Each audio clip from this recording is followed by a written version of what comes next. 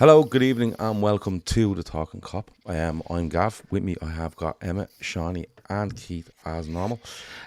Usually on a Sunday night, we're talking football, we're talking transfers at this time of the year, and anything else we feel like talking about. But this one is different.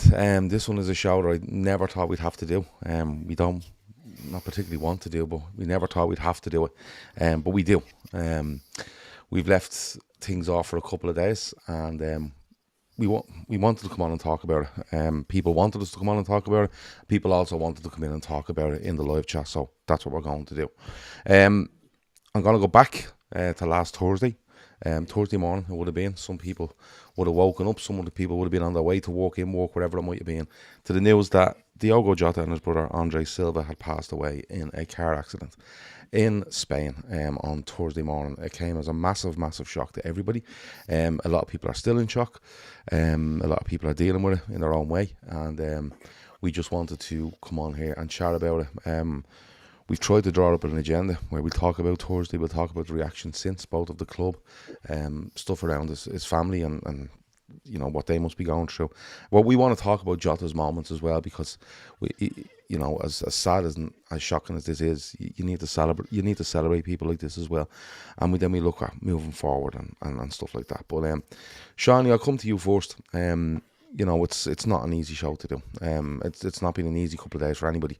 It's been hard for the likes of us and everybody else. You can only imagine what it's been like for people close to both Diogo and his brother Andre.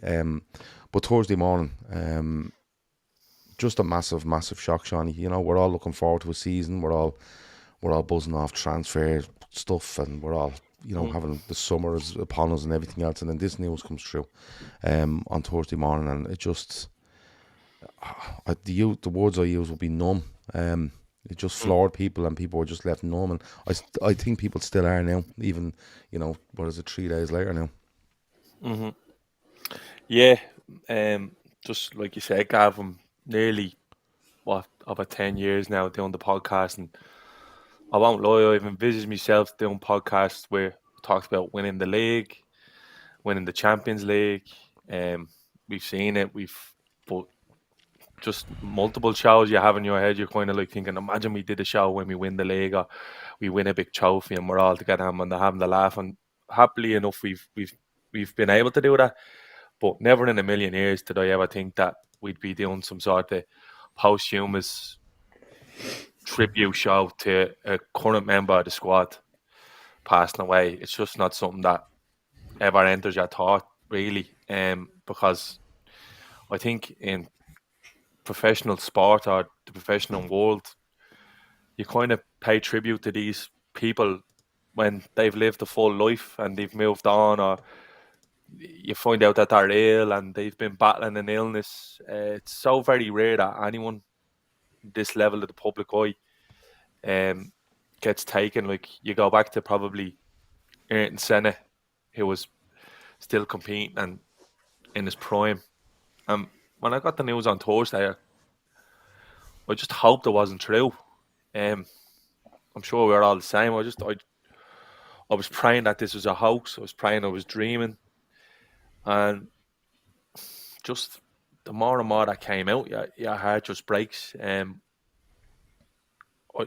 hasn't been an idle thought, really, in my mind, where I haven't thought of his family or the 3 young children left behind, or about his parents who basically buried our 2 only children yesterday. It doesn't really bear thinking about, Gav, to be honest with you.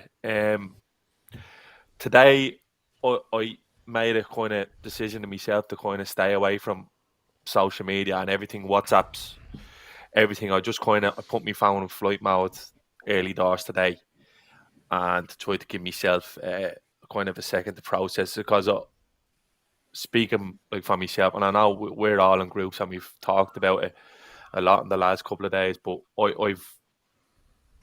I'm still finding it very, very hard to process this news. And you see the pictures yesterday from the funeral, and you don't see the football players that we saw on the bus no more than 6 weeks ago.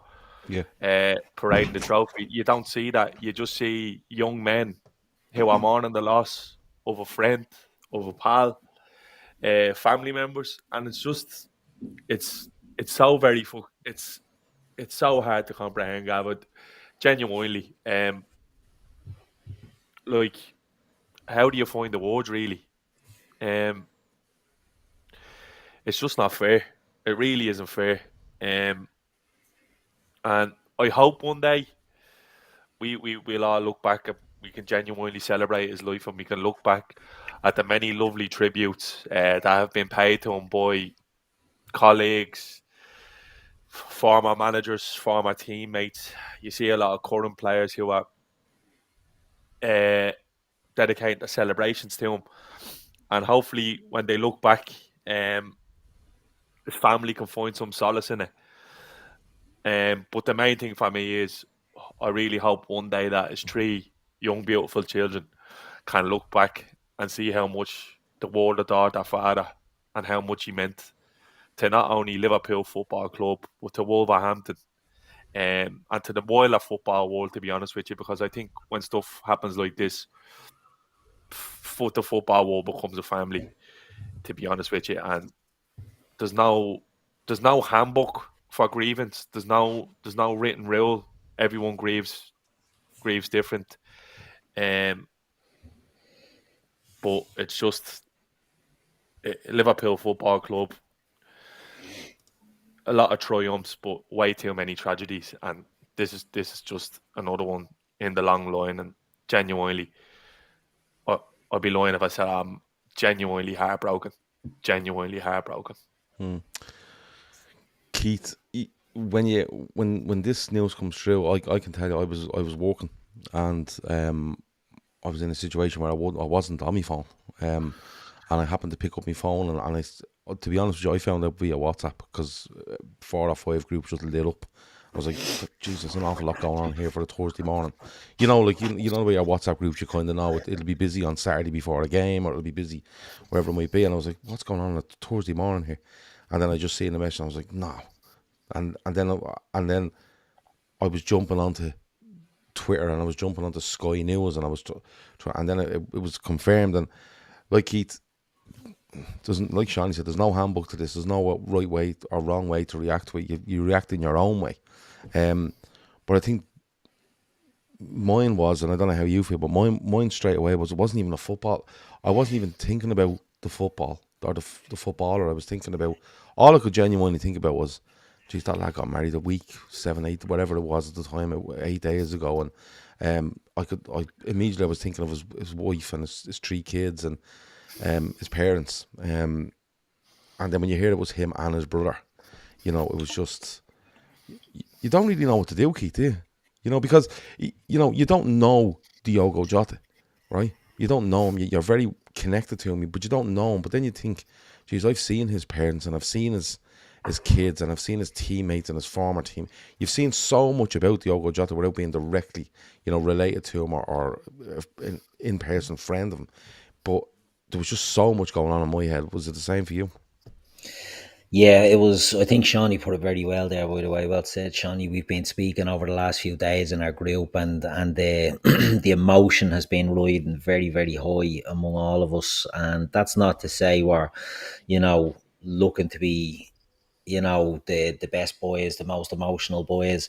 It hit like a sledgehammer on Thursday. I was working, I was at home working, my wife was at home working, she was on a call and in another room, and like that, I got a WhatsApp message. The news came through, and I was literally looking at it, and my wife came in and said, "Yo, Jota's at the time," and it was one of them, you just couldn't believe it.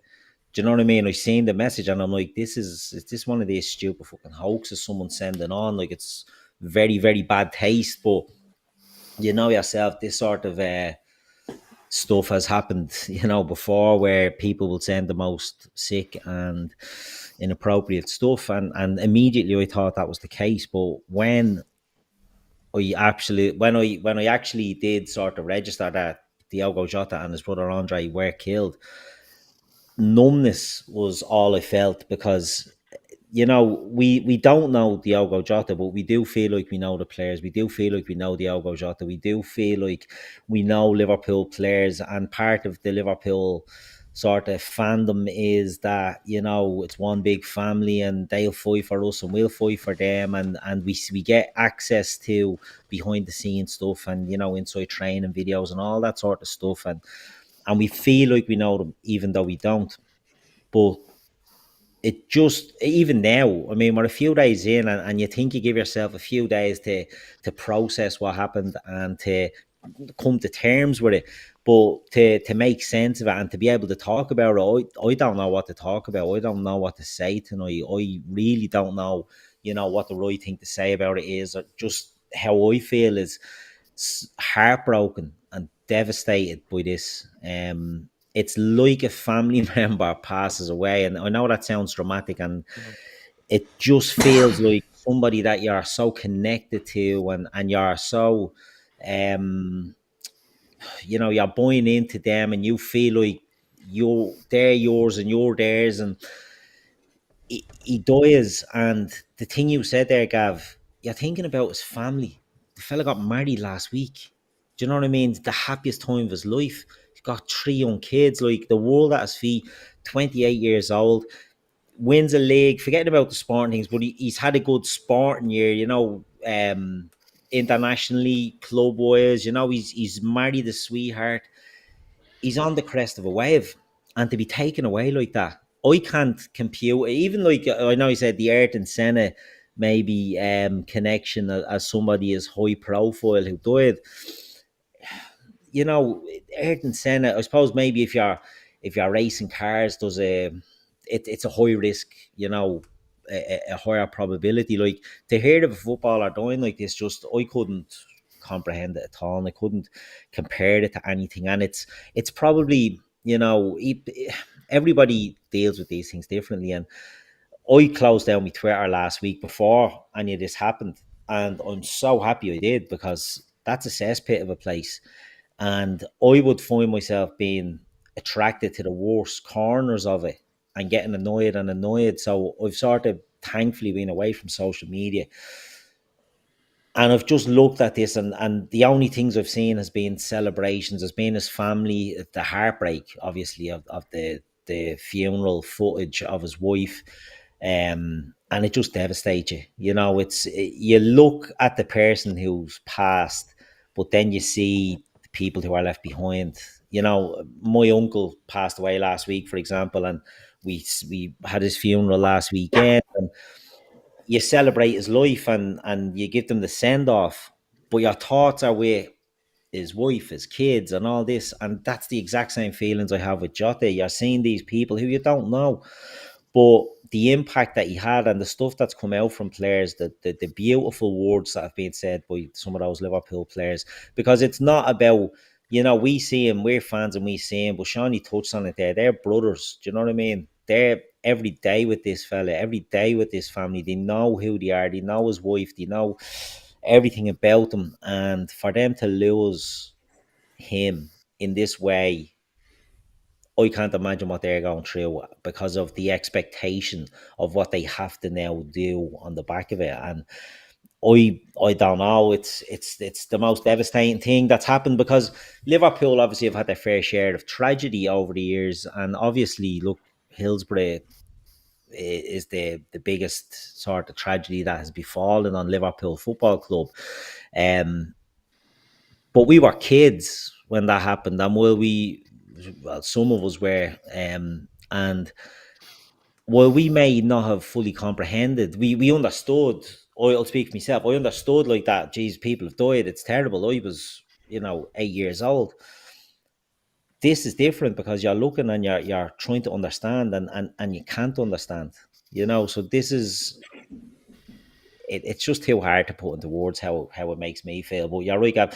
I just think of his family and the people who he's left behind, and it breaks my heart every time I think about it. So upsetting when you see stuff or you read stuff, and something new comes along, and it just gets you and it hits you.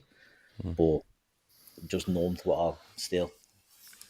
Yeah, and it's like we are 3 days past finding out, and still I kind of find myself, in quieter moments going, you're trying to make sense of it, and you try to nearly snap yourself out of it and go and try to distract yourself and go and do something else, but it keeps coming back every so often. Emmet, we're not saying there's no kind of playbook to what you do when one of these things happens, and I wish there was, to be fair, because you find a lot of people, you can even see it through WhatsApp groups. Lads go quiet, or lads just genuinely just typing, I just can't believe it. I just can't get my head around this, and it seemed to be like that for an awful lot of people. Both, that personally, WhatsApp groups, even on social media, whatever social media, whatever feed you like to be on, and it just seemed to me like there was at least nearly 24 hours of just people just couldn't even comprehend, couldn't even get thoughts out, as to what they were feeling. It was just like pure and utter shock, and I think there's still people like that today. Yeah, I mean, right up until 20 minutes ago, I was like, do I want to do this show? I want to do it, but like Keith, what do you say?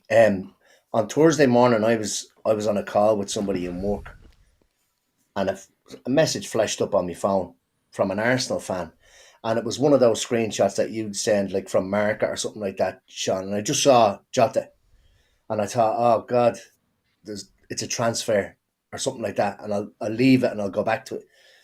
And then when I went back to it, I was like, wow. And I literally said, is this some sort of a sick joke? Like, and he says, no joke. And literally what you just said there, Gav, my first thought wasn't, oh my God, a Liverpool player is passed away.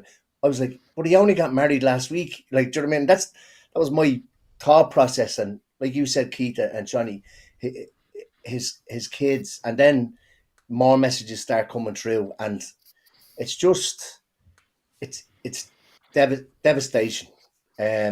It's you do need to put that kind of not put it aside, but naturally it wasn't my first thoughts wasn't Liverpool. It's him and his family. He had literally just put out the video of his wedding less than 24 hours beforehand. And that had popped up, and probably one of the first things I'd ever seen from Jota on social media. That's the kind of guy that he was. He wasn't like in the kind of the public eye. And we see these people as, and we're all 40, well, some of us are older than Shawnee, but like still they're nearly like your heroes or your idols.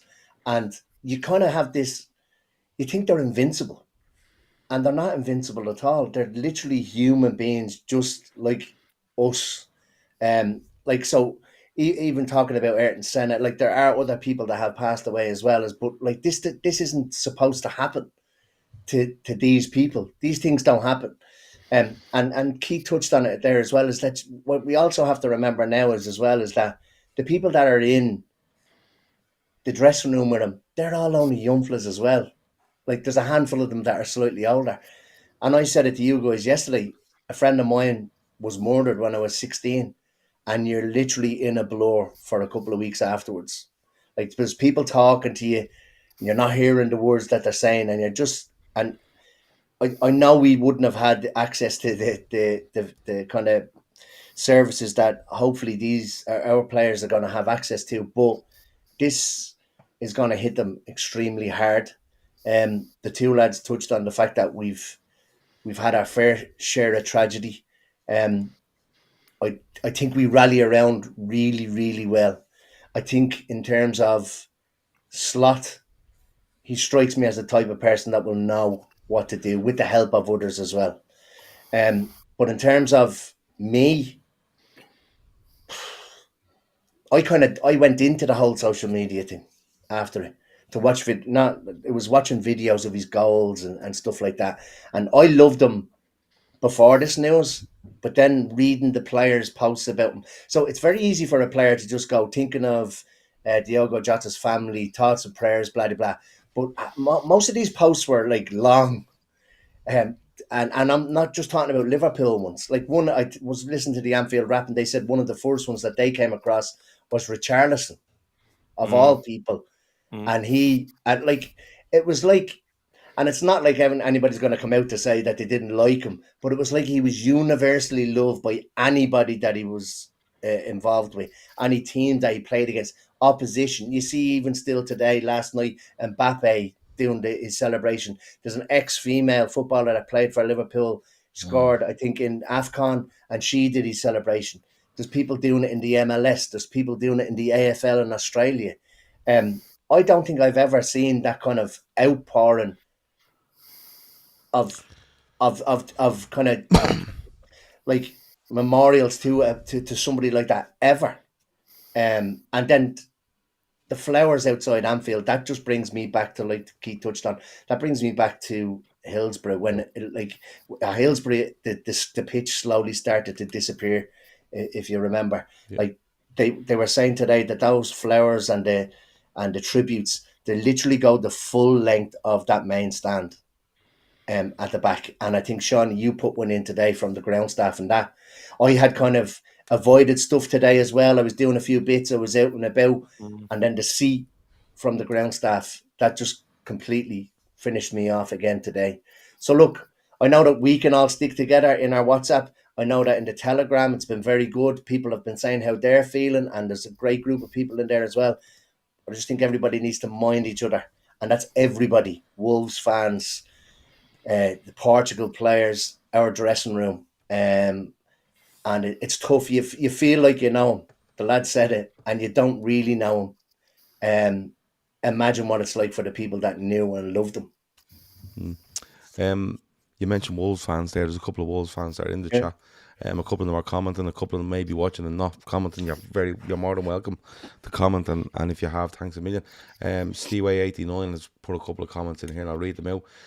He said, from a footballing point of view, I took a weird pleasure in watching that lad get kicked from pillar to post in the championship and just get back up and smile. That's the kind of player he was. I also want to let you know that the mix of red and gold at our tribute outside Molyneux right now is touching. I hope you all get to see it somehow, the epitome of togetherness. The reaction, Sean, I'll come back to you, because some players took their time to post on social media, and that's absolutely fine.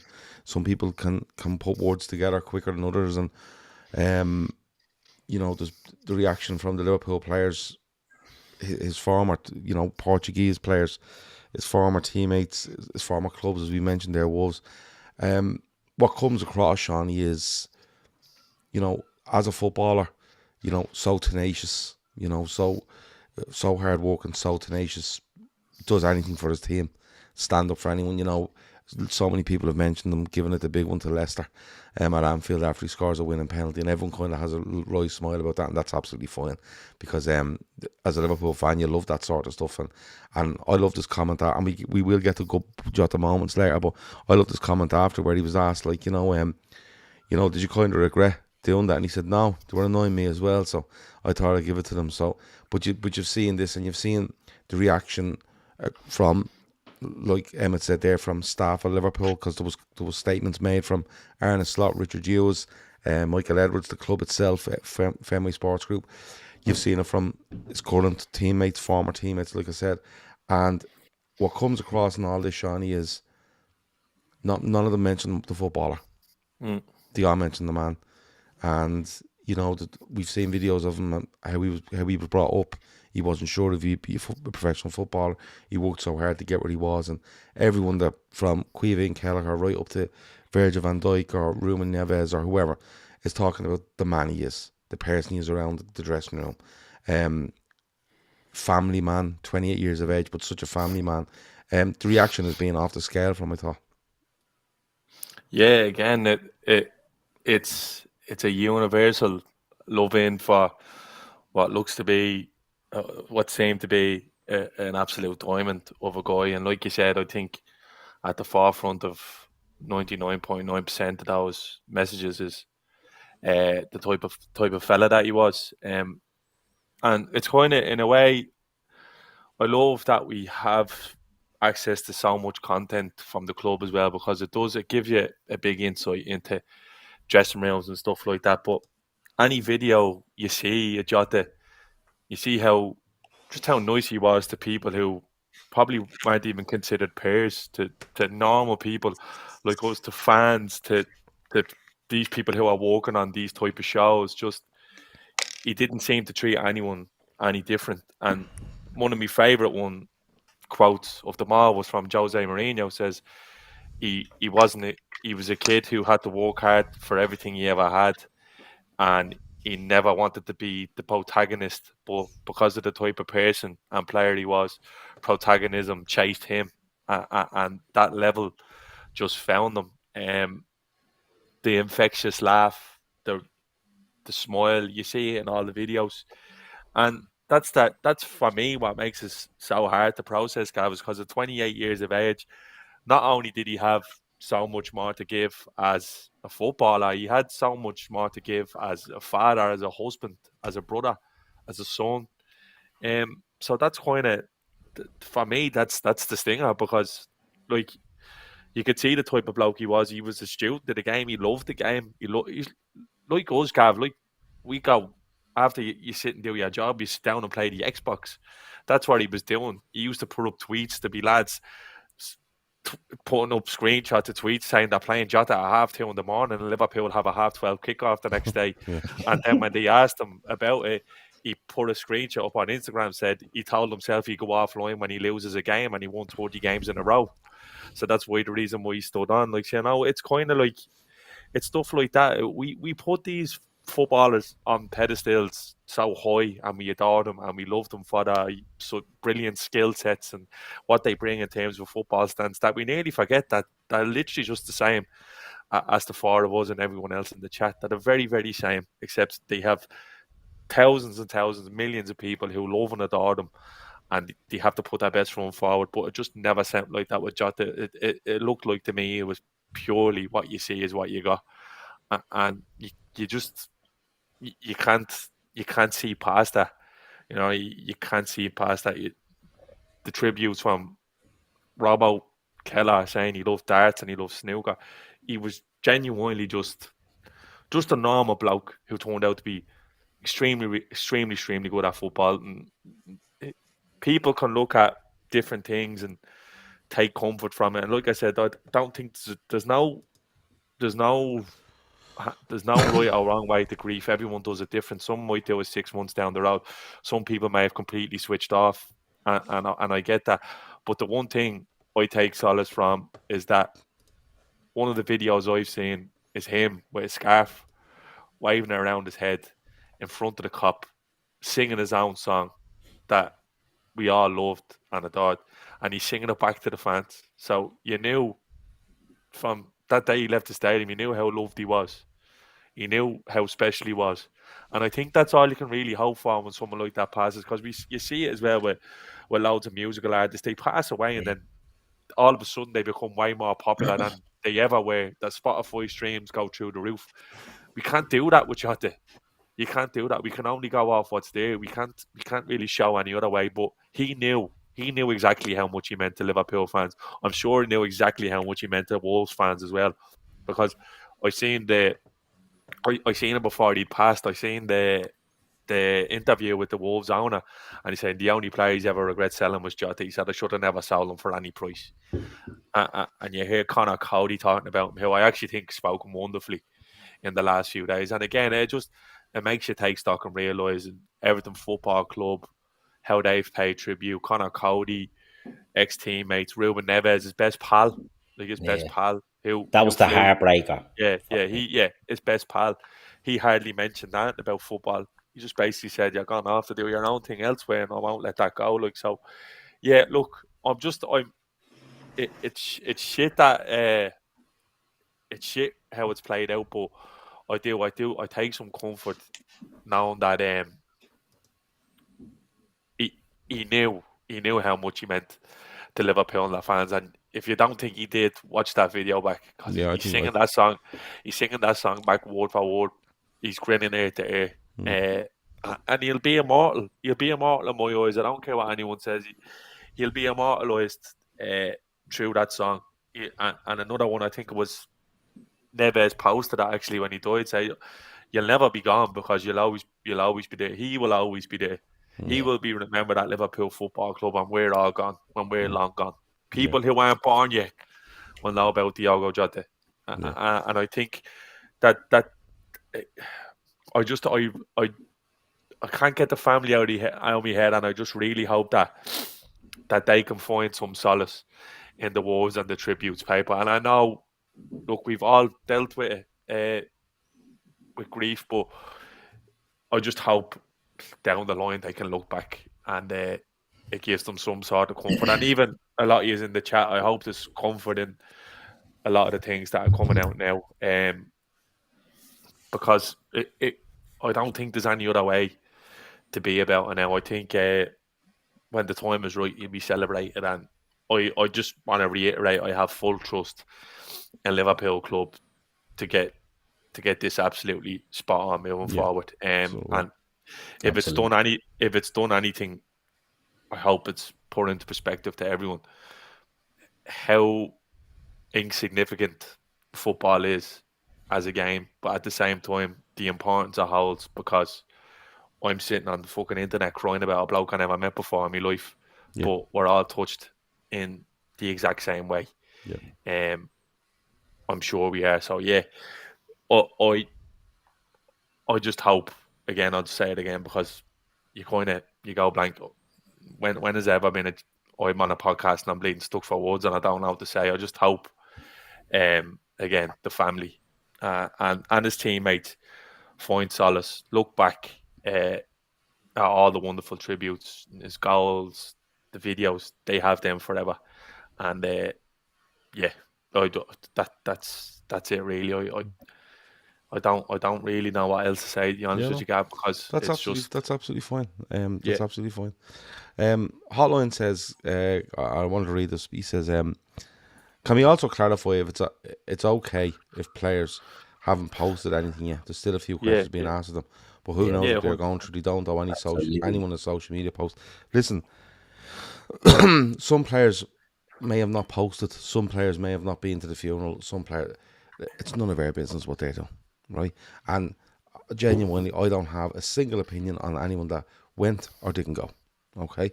Because they're in their own unique situation with regards to themselves and Diogo Jota and how close they were to him and whatever else, and their situation and whatever. So whoever the player is, whether they posted, went to a funeral, not went to a funeral, whatever it might be, it's absolutely none of our business, okay? I wouldn't like if, someone that didn't know me start commenting on who went to a funeral that I was at, or it's none of our business. It really isn't. Like we said in the very start, people grieve and deal with things in their own way, and they do certain things their own way when it comes to this. And and like we said, there's no rule book, there's no handbook for it, there's no right, there's no wrong. So I don't think anybody should be taking an opinion or a higher moral ground, because they feel I would have done this, so everybody else should do it. It's simply not the way. Keith, the reaction has been unbelievable. We've touched on it there, and we talk about, the lovely words from the man he was, everything else, and taking solace in this and stuff like that. I think when I look at it, Seany mentioned there the football club, and listen, there's no doubt the football club will do right by Diogo Jota and anybody else connected to him, and I include players and wherever they need, they will get. If a player turned around and said, I can't start the season, I don't think they'll start the season. The sort of way. That's just the way it is, because it's more important.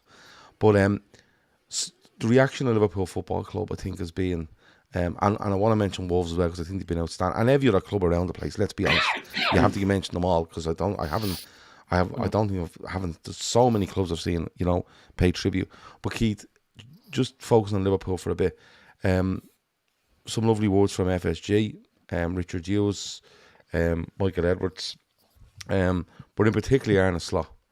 I thought his statement was so well put, was so beautifully put, and I suppose that gives you confidence that going forward, the manager, the sporting directors, whoever it might be at Liverpool, all the hierarchy, really know what they're going to do here, really know how they're going to deal with this. And it'll take an awful lot to do, Keith, because it's not only players, it's staff, It's playing. It's the staff in and around the first team squad. It's staff in the accent. It's staff at Anfield, like someone mentioned there earlier, ground staff and stuff like that. Liverpool will do right here. I don't think there's any doubt in that. Liverpool so far have been exemplary with their behaviour, as you would expect around it. But the rumours that are coming out and the stuff that's coming, you know, about how the family will be looked after and things like that, it's what we've come to expect from Liverpool as a club. And demand, I We've think, as well. I think the yeah, fans would well, put the same but demand on that as well. that's what I was sort of coming to, Gav, is that I think as an ownership, the likes of FSG, you know, they do realise now, not now, but that there is a certain connection with Liverpool and fans, and you have to consider, you know, you can't not do something if you get me. Like they have to do the right thing. They won't be allowed not do the right thing by Diogo Jota and by Jota's family and Diogo Jota's kids and things like that. And I think everything we've seen has been a club who are as shocked, obviously, as all us fans are. You know, what do they do? What's their next move? What do they, you know, what does Richard Hughes and Michael Edwards do to ensure that Arne Slot, his head is right? What do they do to ensure that the players' heads are right? As you say, so many people who will have known Diogo Jota, and as flippant as this, and I don't mean this to sound flippant, but like the medical staff at Liverpool, Diogo Jota suffered a lot of injuries at Liverpool, and that's not to do him down, but he would have spent an awful lot of time with these people. It's more than just, you know, slap him on a table, give him a massage, and it'll be grand. The connection that's there with them, it's going to be really, really difficult as a club to lift up. But the stuff you've seen, the Arne Slot statement, I thought was fantastic.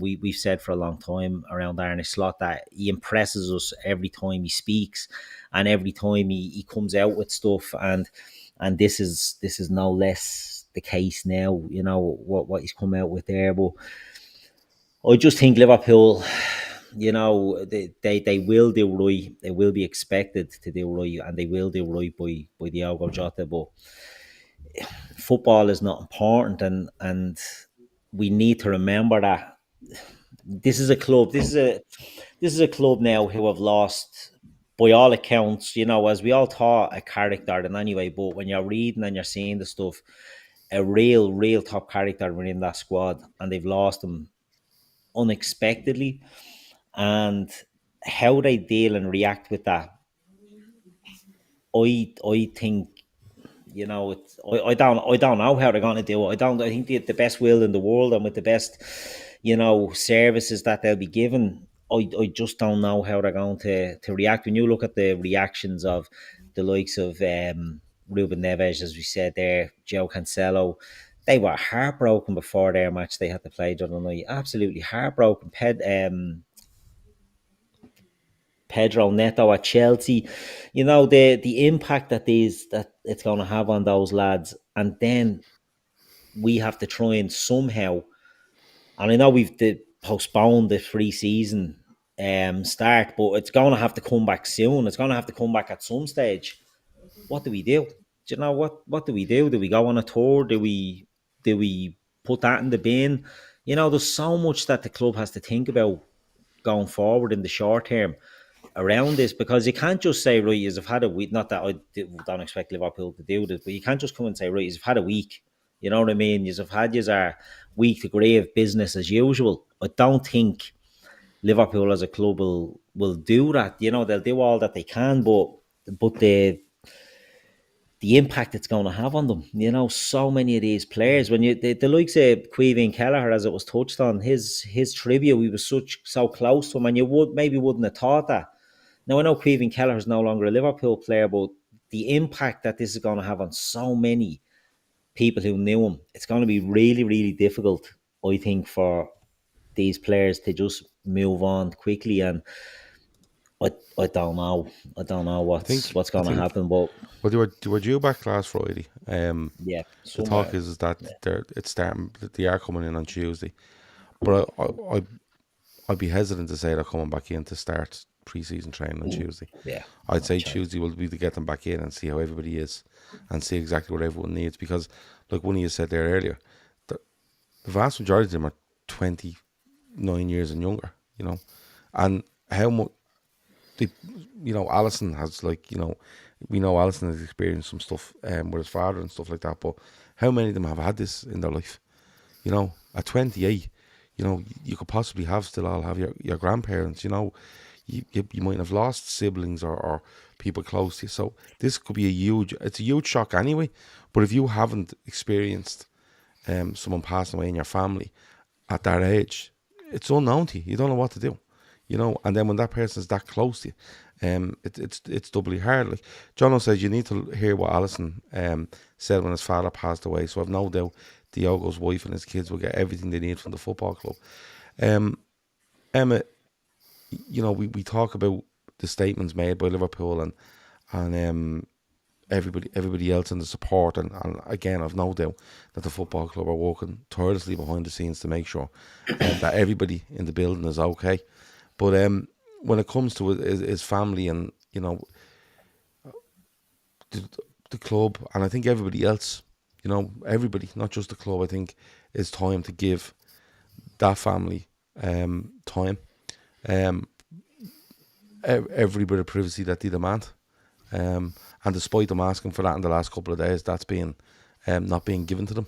I'm not going to go too far into that, but it hasn't been given to them, and that's just.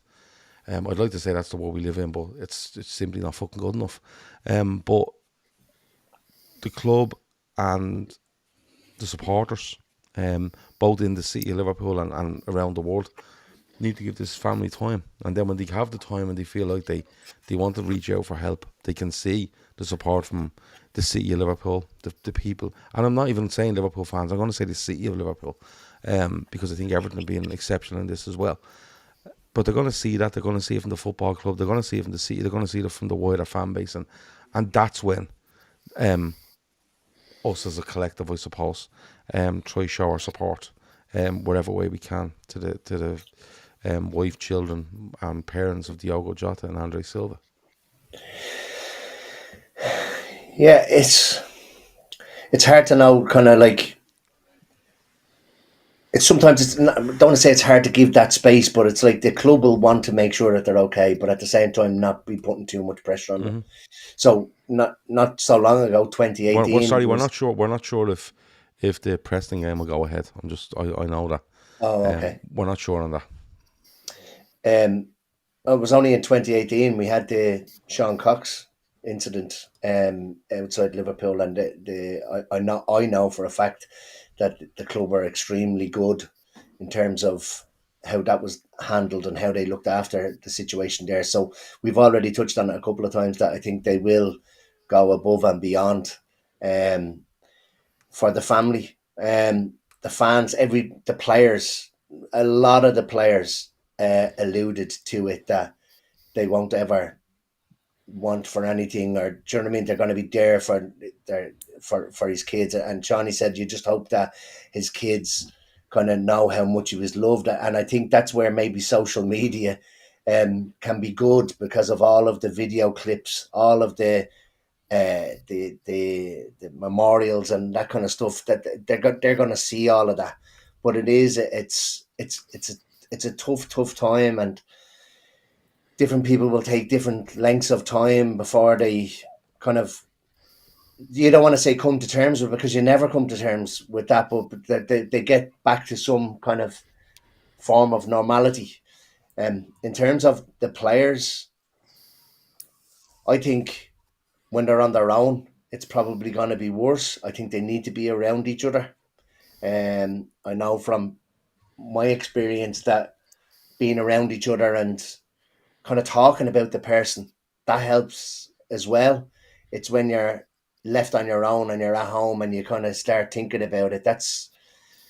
that's when it kind of nearly takes you over. So I just think that you're right. I don't think when they go back in on Tuesday, it's going to be a case of the bleep test and that kind of stuff. It will be, and I think Kev said it in the comments there.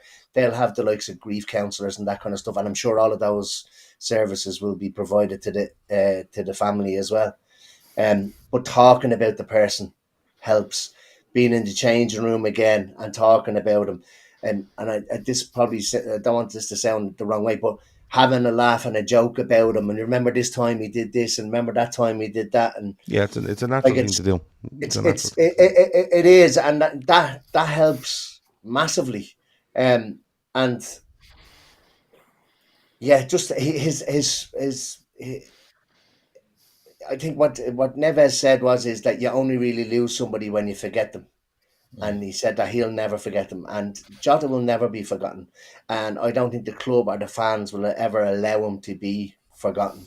There's talk of immortalising the number, that kind of stuff. But the club, they'll get it spot on. They'll get it spot on. And not saying everything's going to be okay, because nothing's ever going to be okay again for the family and stuff like that. But it'll be done in a way that kind of hopefully will help them as best as they possibly can. Yeah, I think from my point of view, I'm only speaking from my point of view. I think the part of the club, like I said, the part of the club, the city and the fan base have to play is in stages for me. It's one where you give them room. It's one where you give them space. It's one where you, if they need you in any way, you make sure that you're there and you're always there. Whether that's in a week's time or in 20 years' time, you're always there because they won't get over anything like this. And you know, two of his kids will probably have memories of their father, but a lot of their memories, they're all born in Liverpool. They know Anfield, they know the stadium, they know the city is where it's all they know. You know, the sort of way. Bar, you know, probably going home to Portugal or wherever else, but I mean, he didn't live too, like he didn't. So there's a lot of players would live a good bit out of the city. I no, think he he lived lived in in Crosby. yeah, and Yeah. the thing is, like, you know, I'm not saying, you know, they should come back and live in Liverpool. It's not that. It's whenever they need that city, and that football club, that both should be ready. And whether that's, like I said, a week from now or 10, 20, 30 years from now, they should be there, and I think they will be. Look, it's still a very tough time, and you know, I don't know when we're going to do our next show. I'm not going to lie. I think other contributors on this channel will probably want to come on and have their say on Diogo Jota, and that's absolutely fair. And we'll organise that in the next couple of days. And you know, it happens that it fell on this day, and Sunday would have been our next show, and that's why I was forced to do it. But I'm not going to leave this show without talking about Diogo Jota and celebrating him a little bit, because I think he deserves it. We've spoken about him as a man. We've spoken about him as being so down to earth, and I've seen clips of loads of people I've interviewed him and said, like, he's just so normal, like, you know, and he's like Seany said, he finishes work and he goes and plays FIFA. You know, he looks after his wife and kids, were everything to him, and very down to earth. I've seen stories of people that live around the corner from him and didn't even know he lived around the corner. That's how kind of low profile he was. But I'm not going to leave it without celebrating him, because I think he deserves it. And, you know, as much as the football doesn't mean anything right now, to be honest with you, I'm genuinely to believe I go into next season, and, you know, if I was to put money on it, I think Liverpool players will take time to grieve this, take time to adjust to it, and that group will probably come out and say, right, we're going for everything, and we're going for everything for this fella and this fella alone, not for ourselves. But at the same time, if Liverpool lose their first 5 league games next season, I don't think anybody should kick and scream about it, because it's not very important. It depends. Whatever the players end up doing is what the players end up doing, and you have to stand by them and go, yeah, absolutely fine. But Sean, I'm going to come back to you, because there's been loads of moments, and if there's any Wolves fans in the chat are still remaining in the chat, by all means throw your memories in there of goals he scored or things he's done for Wolves, and I'll try to read out as many as I can. But Seany, there has been loads of moments. We mentioned the one there against Leicester, but I was watching all his goals earlier, and he loves a goal against Arsenal. He loves a Yeah. goal against Arsenal. Yeah. Seven goals against them or something. It's the team he scored against the most. Yeah. That yellow kit, that'll always be the one that I associate with him. Even before you've seen these things time and time again. And what player does this kit remind you of? And they'll flash up from any other year. But when I see that one, I'll always think Jota. He was just he was. I'd argue he was the best finisher we had at the club. I think a lot of people would probably go along with that. And I saw the lovely sign that someone left outside saying, "Just get Jota on." And it's probably something you said to yourself a million times in your head. And like he said, he wasn't always available. Then when he came back, then there was always that lift. There was a lovely clip of him coming on off the bench, and you can hear the whole Anfield standing up and roaring because he knew exactly. Jota just meant goals. He meant goals. If he was in and around the box, he got goals. He got so many lovely ones. He had a penchant for just scoring these goals where he just left fucking defenders on his arse all over the place, and that wasn't enough. He'd round the keeper. We thought it was a Liverpool trademark, but then I seen loads of photos and videos of him doing the same things for Wolves. He scores a goal for Wolves against United in the cup, and I remember because I was watching the game live, where he runs the length of the pitch and he has United players hanging off the back of him. He just bangs it in the goal. But if I had to pick a moment, I'll go back to the one I said earlier. It's him with his scarf waving around his head, singing the song about him, Back to the Cop. Because in hindsight, it was a moment where a fella who deserved his flowers was getting his flowers. And not only was he getting his flowers, he was riding in them and giving them back. And that is the one thing that's given me the most comfort since Thursday. Is that moment exists. There's clips of that moment, and that was a moment that not only he got to experience, but the squad, because the squad were willing him on. You can see Robbo and the likes bouncing around the background, singing the word for word as well. And I just thought it was a lovely thing at this end of the season when we were all watching the game after Spurs and after the Palace game. Every player had that little moment. And we didn't know it would be this significant so soon. We probably thought in 30, 40 years that's what would be used. But I really like that's what gives me the most comfort is that he had that moment. He got his flowers, and he, in equal parts, he gave them back. And for me, that's fucking beautiful. There's beauty in that, and I think every clip that you see of him now for the end of time, I think that should always be the one that bookends them, because for me that's what it's all about, especially playing for Liverpool. It's your connection with the fans and it's your connection with the city. And if you're a Liverpool player, you don't even have to be a good Liverpool player to get a song. You don't. It just has to go.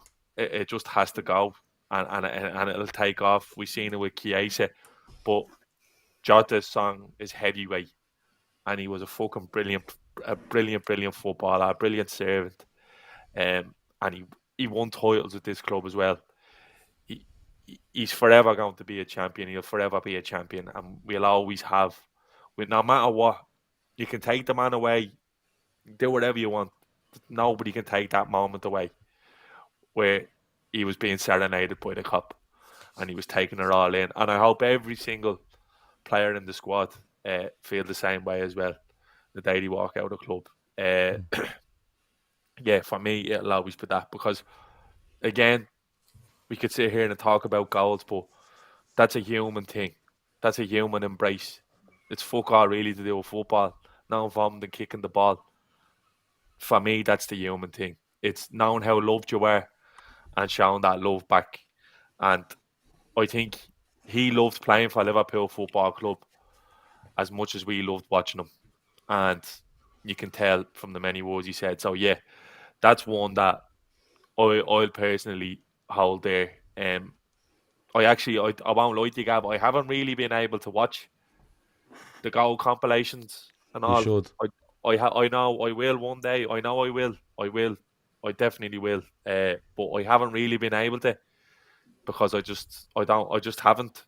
Like I don't know. I just because I don't want it to be. I don't want the realization that he's not going to score Yeah, another one. there But is that in I it, but I when you just watch it, but I will. I know I have them off the top of me. I know so many of them. I was in the ground for loads of them. I was in the ground when he breaks the deadlock against Burnley, the first home game of the season after COVID. Anfield is full, and he gets a little header at the back post. Yeah, just I'm very grateful that I'll be able to turn around and tell my unborn child that I seen him play. yeah, You know what I mean? And the fact like that's lovely. That's lovely. So yeah, that for me is the the crowning moment. I just wish it wasn't this soon. yeah, fair. JS96 says Jota was the first Wolves player to score a hat-trick in the modern Premier League. He won the Championship with us. He scored back-to-back hat-tricks in the Europa League. His goal versus Man United in the FA Cup for quarter-final was special. There's loads in the chat there talking about the goal against Spurs, the one against Everton at Goodison. I'm probably robbing the moments on the lads here, but there's just loads of them flying in, and thanks a million for putting them in there. Keith, moments, goals. It could be an interview we done. Someone did mention him going around giving the ratings for FIFA and absolutely roasting the lads over that, which is a favourite as well. Yeah, that's a fella talking about thing he loves. You know, we all knew he loved FIFA, loved the game, and loved all that sort of stuff. But I think no matter what memory we have of the football, I think Seany's nailed it there. It's that human reaction, that singing of the song. I think the analogy about musicians who die and then afterwards everyone says how great they were, and you know they only say it after they've passed. I think Liverpool. Diogo Jota knew what he meant to Liverpool, and that moment summed it up. But for me, yeah, look, everyone, it's the same sort of things. The Spurs one, the Everton, his last goal in the derby, nearly all the goals. Shawnee said the opener against Burnley, and the thing about Diogo Jota for me was he always scored important goals. He always scored the opening goal, or he always scored the winning goal. You know, he wasn't scoring the fifth in a 5-0, you know, drubbing. I'm sure you've done that as well. But when you needed a goal and you were up against it, he was always the one that you thought could do it. And he played wholehearted. And there's something about football players who play with their heart on their sleeve, and it's easy for fans to fall in love with that. We do it at Liverpool all the time. You know, if a player gives you everything, you'll fall in love with them. And Wolves fans the same. And I'm sure was it JS96 there? It'll be the same. You know, when a player goes out like that and he battles and he fights every time he's on the pitch for you, they're an easy player to fall in love with. They're an easy player to get behind. They're an easy player. Garrett Lawson calls him the dog because he just fights and fights and fights. And you know, it's not necessarily a single goal that is the best memory for me for Jota. It's the fact that he was a goal scorer of really important goals for Liverpool in games that got us titles and got us cups and got us, you know, numerous big wins over the years, and that's what I'll always remember the most with him. That he was a big game player, and he always showed up when you needed him. And he will be immortalised by Liverpool. I think he'll be immortalised by Wolves for what he done for them. You know, the moments that those fans have with him as well. They share the same thing. He got them up into the Premier League. He went out there and at a time for them when, you know, the whole Portuguese influx was happening with the investment that they had. They were getting players like Diogo Jota. They were getting players like Ruben Neves. They were getting players like Raul Jimenez. All these guys coming over from Spain and Portugal that were, you know, transformative for them, and they'll have the memories as well. But if I had to pin down to a single goal moment, it's the Spurs one. The emotion that they thought Richarlison, we all laugh at, and I think you said, one of you said it about it could have been Emmet saying about the fact that he came out and was, you know, so glowing about Jota. You know, we all laugh at Richarlison for the Everton connection, and that day especially, we're like, he got his own back on us, and then a minute later the ball goes up, and the finish in that goal is outrageous. You know, it's his left foot, it's smashed in. And that's the perfect Jota goal for me. That sums him up. You know, we were snatching a draw from the, you know, jaws of a victory there, and Jota wasn't having a bar of it because he just doesn't. He comes up, trumps whenever you need him, and that goal, but the moment around it is the most memorable for me on an individual thing with Jota. But so many, such a good player. Emma, we've probably robbed all the good ones and left you. Well, not last because I have to go, but where are you going with this? I'll talk about something maybe that's not goals, and then I'll give you my goal. So, and it's only something that I probably watched it at the time and probably didn't kind of get the relevance of it, but it popped up again recently where I think it's Sky Sports News, and it's him, Kanate, and McAllister being interviewed, and the interviewer asks, Oh, it's like a round table thing, isn't it? What does it mean to play for Liverpool? And there's kind of a bit of hesitation from the two boys, and he literally jumps straight in, and he says, "For me, it means absolutely everything." And I won't even paraphrase, but he said it's changed his life, all that kind of stuff, and something that he probably never thought that he would do. Like, we all have to remember that there's a vast majority of players that will play high level football in the Premier League are all on the books of clubs from about the age of 8 or 9. He was still playing for his local club at the age of 16, and his parents were still paying for it, like paying subs and stuff like that for him to play for his club. So he was like a late bloomer. But I would say similar to Seany, that kind of that moment of him singing back. I've watched that probably on a loop for the last couple of days. That's unbelievable. In terms of goals, his last goal against Everton, he scored the first goal of the Arne Slot rain. Yeah. But one that kind of sticks with me, and like if you go and you look at it, when eventually you go and you look at his goals, and I know you probably know his goals, he scored a lot of the same type of goals. His headers, I always loved his headers, but there's one goal that sticks out for me where it's a bad kind of pass from an Arsenal player, and he literally sits the defender down. He fakes the shoot, and Ramsdale's left on his arse, and he literally just goes around him and slots it into the corner. And that's a real Jota goal. Kind of the drop of the shoulder, and he scores another one in that yellow kit where he pushes them across the edge of the box, and 4 of them go on their arse, and he just literally slots it into the bottom corner. But headers as well, like he's getting up in between 6'2", 6'4" defenders, and he's heading them into the top corner. But yeah, look, he'll never be forgotten. But the one goal for me was where he sits all of the Arsenal players down, and then at Ramsdale on his arse. Yeah, and to be fair, that goal is one when I still laugh my head off. I think it might be Maitland and Niles. I think that might have No, it wasn't. It was it was the lad that came in and he was sent back out on loan. Tavares, wasn't Tavares. Was it? Yeah, he had a nightmare that day. And he passed it in, but this is sort of goal you laugh your head off every time you see it, because this fella's flailing all over the place, and he's just like, yeah, you know what I mean? I'm not shooting, I'm gonna shoot, and they're like, right, and then he's like, no, I'm not, and but when you watch it back, you start noticing different things, and the last time I watched it, I started watching just the crowd, and you see the crowd when he picks it up, and you see people going, oh, and then he drops one, and people just seem to get taller behind the goal until it goes in, and then they all kind of go up and down. The one away at Everton, where he does that kind of half Cruyff turn, buries it. Wow, is one for me. I absolutely loved it. There was one at home to Chelsea when he just barrels his way through. It's hitting off his knees, his chest, everything, and he slots. there's so many, like you say, he's a great header of the ball. He gets the hat trick away at Atalanta, doesn't he? Early in his Liverpool career, and there are three really good finishes. But the one finish in it is the one where he just takes a touch and he buries it. And I thought, yeah, he's an absolute player. There's so many good moments, but goals brilliant away at Arsenal. That little dink when then he started to hype his offside and he wasn't then. But the moment for me, without a shadow of a doubt, was when he tells Leicester fans to fuck off.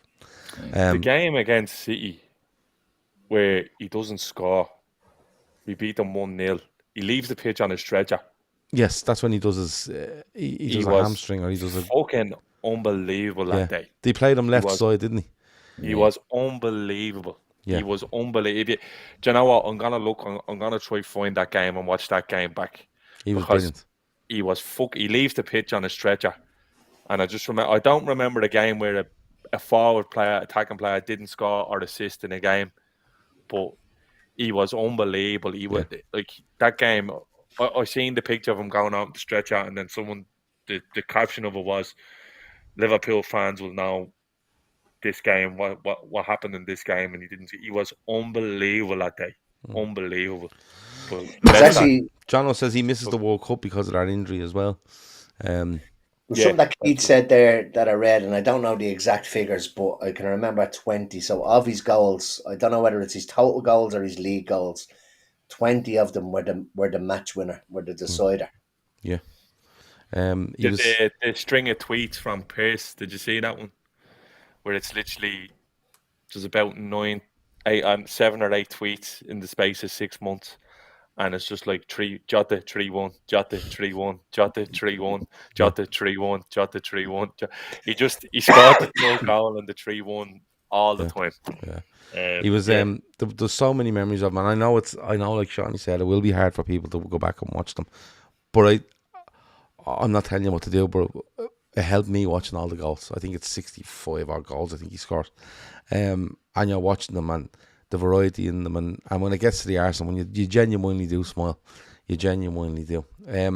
Just to go back on something that Seany said there as well about his finishing, it says an awful lot when I think it was Carragher was talking about him a couple of seasons ago, and he reckons of all of the Liverpool players that there's ever been, in terms of clinical finishing and natural finishing, it's probably there's probably a hair's breadth between himself and Robbie Fowler. When you think of all of the other players that Liverpool have had, that's probably one of the highest honours that you could probably, highest compliments you can pay him. He was a really good finisher, but he could do it off both feet, and he was good in the air. And Fowler was the same. For not a big fella. Ian Rush kind of gets overlooked in this a bit because of recency bias probably, but if you're in the same breath as a finisher of Ian Rush and Robbie Fowler, you're in really good company. Let's be fair. Look, we're going to leave it there. We wanted to come on tonight. Thanks a million to everyone in the chat who've put loads of comments in, and I've read loads of them there. I've put some of them on the screen. I've read some of them out. Thanks a million to Seany, to Keith and Emma for coming on and doing this.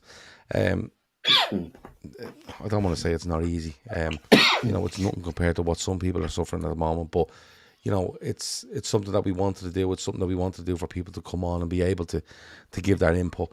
There's other contributors on this channel that will probably want to do something similar, and we will organise that in the next couple of days for them. And I hope when they do and when they come on that you join them and you give them your feedback there. And if you think of anything or a little bit you've seen with regards to Diogo Jota, or just if you want to say a few words on Diogo Jota, by all means do. But we're going to leave it there. I've been Gav. That's been Keith. That's been Emmet. That's been Seany. That's been the Talking Cop. Thanks a million. Over and out.